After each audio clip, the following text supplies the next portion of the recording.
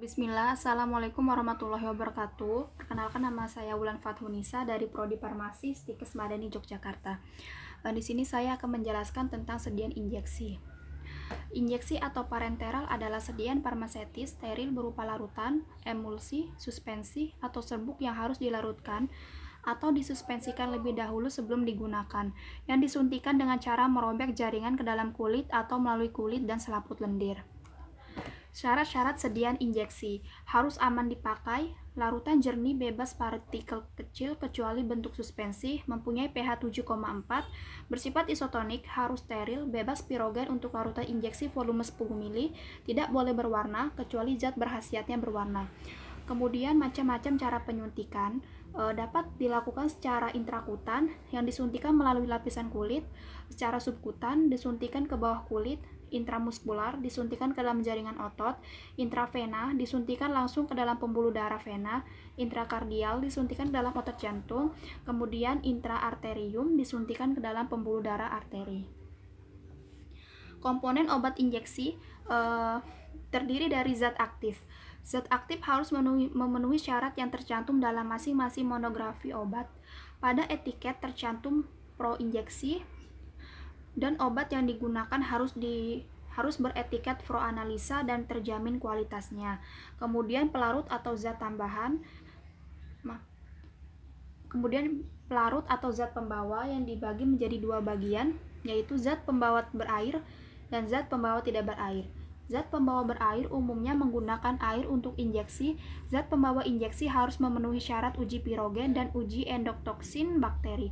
Sedangkan zat pembawa tidak berair umumnya menggunakan minyak untuk injeksi. Contohnya Oleum sesame, Oleum olivarum, dan Oleum aracidis. Selanjutnya bahan tambahan. Fungsi bahan tambahan ini untuk mendapatkan pH yang optimal, menjamin stabilitas obat, untuk mendapatkan larutan yang isotonis sebagai zat bakterisida dan sebagai anestetika lokal. Wadah dan tutup. Wadah untuk injeksi terbuat dari kaca atau plastik, dari wadah dosis tunggal atau dosis ganda, dan tutup karet yang digunakan pada wadah dosis ganda yang terbuat dari gelas dan atau kaca. Kemudian ada cara pembuatan sediaan injeksi suspensi dengan pembawa air menggunakan metode aseptis. Dengan cara suspending agent dikembangkan dengan cara yang sesuai lalu dicampurkan dengan eksipien lainnya, kemudian sterilisasi bersama dalam autoclave 121 derajat Celcius selama 15 menit. Timbang zat aktif, kemudian sterilisasi, digerus dalam mortir yang steril, kemudian dicampurkan dengan zat pembawa yang telah disterilkan tadi dalam keadaan dingin, sedikit demi sedikit sambil digerus. Kemudian suspensi tersebut dituang ke dalam gelas ukur yang dilengkapi batang pengaduk, dan volume akhir dicapai dengan penambahan aqua pro injeksi. Setelah diaduk homogen, suspensi dituang ke dalam vial steril yang telah dikalibrasi. Kemudian ada juga cara pembuatan sediaan injeksi larutan minyak. Sama kayak yang tadi, menggunakan metode aseptis dengan cara timbang zat aktif, campurkan ke dalam minyak, kemudian sterilisasi ke dalam oven dengan suhu 170 derajat Celcius selama 30 menit.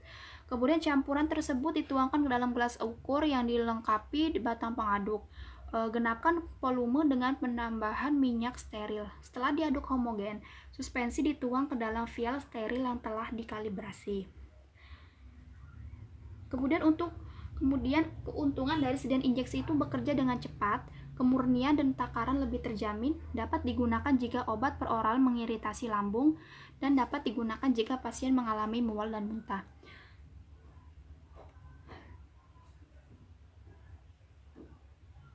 Sedangkan kerugian dari injeksi itu karena bekerjanya cepat, jika terjadi kesalahan sukar dilakukan pencegahan. Penggunaan harus oleh tenaga ahli seperti perawat, dokter. Kemudian kemungkinan terjadi infeksi pada bekas suntikan, lebih mahal dari sediaan per oral, dan dapat menyebabkan rasa sakit.